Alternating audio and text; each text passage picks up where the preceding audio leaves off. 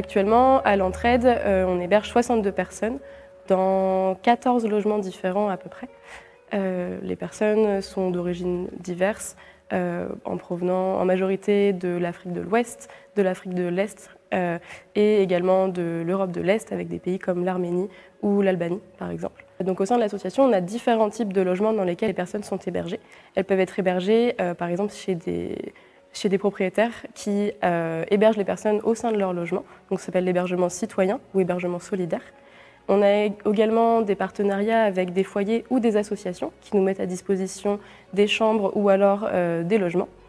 Et puis le plus courant, c'est ce qu'on appelle l'intermédiation locative. Donc c'est un fonctionnement en fait où le propriétaire prend contact avec une association qui est agréée par la préfecture.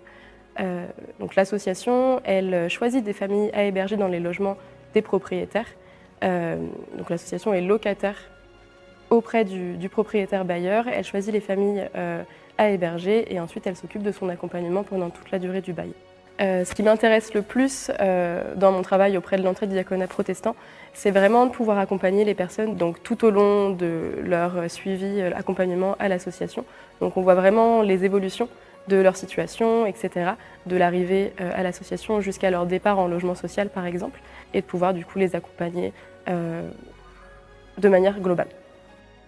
Le diaconat nous a contactés pour nous proposer d'héberger des réfugiés qui n'ont pas de logement, d'hébergement, qui sont à la rue. Chawit et Kessete, il s'agissait d'une famille qui se retrouvait à la rue, dans une situation d'extrême vulnérabilité, puisqu'il y avait des enfants petits et il y a une femme enceinte. Et donc c'est le diaconat qui a pris aussi la décision de les mettre rapidement là pour les mettre à l'abri. Le premier jour, le 27 septembre, à Nantes.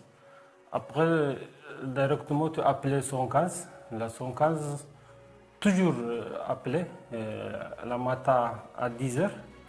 Moi, appelé 5 mois. Après, pas répondre la 115, pas donner maison. Après, un peu, moi, demande l'association pour donner maison.